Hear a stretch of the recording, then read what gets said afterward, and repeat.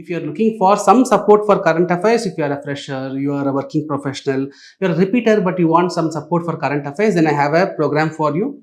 I have given the brochure and also the announcement video link in the description. You can watch if you are interested. Hello all, welcome back to Current Affairs Hitlist series. I am Guna Mathivanan from Offices IAS Academy. In today's video, we are going to discuss about National Maritime Heritage Complex. Let me use this as an opportunity to explain about Sagarmala, and then I will explain about this complex. See, India has close to 7,500 kilometers of coastline. I am including the mainland as well as islands. India is located in a strategic point in Indian Ocean where many large amount of international trade which passes through this region which is closer to India. Right? Huge coastline, strategically located in an important trade route. Right? Almost 90 plus percentage of our international trade which is passing through various ports, which is passing through, I'm sorry, just a minute, yes. So, which is passing through this international route. So, we are blessed with a lot of advantages. But however, Indian ports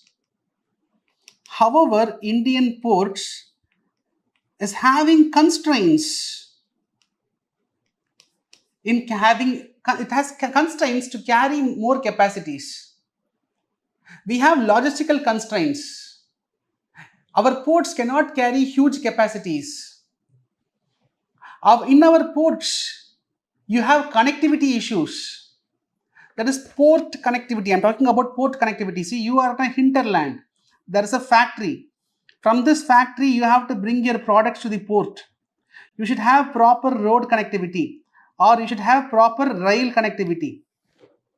We have constraints in road connectivity. We have constraints in rail connectivity to the port.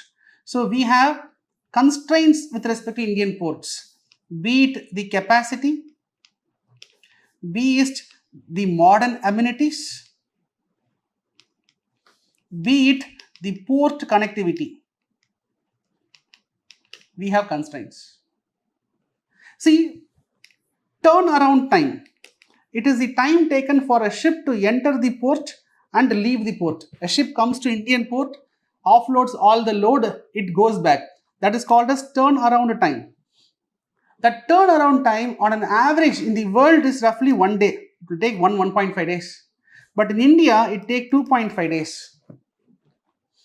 We have huge opportunity. We can make use of our advantage in our geographical position. We have huge coastline, but however, we are not using it all this to our advantage. See, if you take the connectivity to the port, again more than 90% of the goods which reaches the port which uses road or rail. But if you take China, at least 50% of their goods reaching the port uses waterways. But in India, more than 90% of the goods reaching the port, it uses roadways or railways. Sir, what is the problem here? The problem here is, see, road or railway, the traffic is high. There is a lot of congestions. So a lot of time will go idle. That is, the goods, because of traffics, the trucks, they are going to simply spend time in the roads without moving from one place to another. And that results in a lot of logistical cost. Logistical cost in India is high. For example, see, if you are transporting a product, let's say per ton per kilometer cost, I will tell you. Per ton per kilometer cost. In India, if you transport it via road, it will take 1 rupee 50 paise. If you transport it via rail, it will take 1 rupee. If you transport it via water, it will take not more than 20 paise. So if you are going to transport via road, then you are going to spend more money in transporting the goods to the port. I'll give you another assessment. The overall logistical cost, when it comes to India, the total logistical cost will be somewhere between 12% to 18%. It will be between 12 to 18%. But if you take China, the logistical cost will be roughly 8%. To understand, we'll take an example. I'm transporting 100 rupees worth item from my factory to the nearby port. To transport that 100 rupees worth item, in India, I am spending 100 rupees worth item. I spend 18 rupees on logistical cost, transportation cost. So the product becomes 118 rupees when it reaches the port. China, let's assume same 100 rupees worth of product they are transporting, they make use of waterways, inland waterways. So they spend roughly 8 rupees only, so their product becomes 108. Now because of our higher logistical cost, our 100 rupees worth of product becomes 118 rupees when we export. Chinese product becomes just 108 when they export.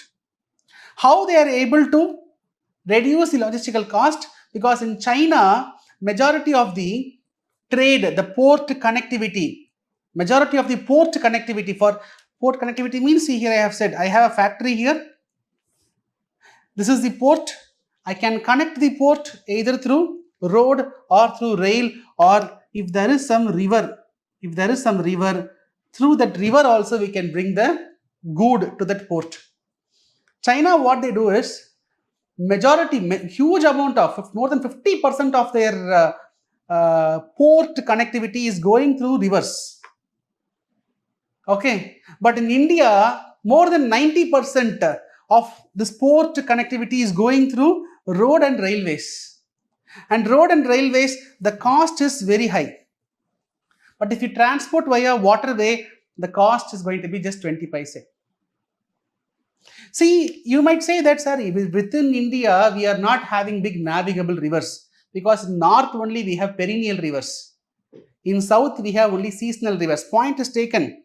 But we have this huge coastline. So we can even use oceans. To transport the good from one point to another point. So here is the factory. From this factory, we can take the goods to this particular location. We can use the oceans to transport the good to reach the other port or other locations. Right? So, in India, we are not maximizing our potential of these coastlines.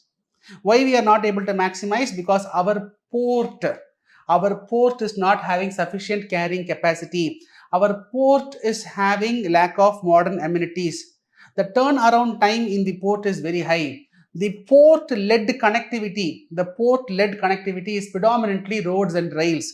We are not using the inland waterways. We are not using the oceans. So keeping all this in mind, government came with this Sagarmala program.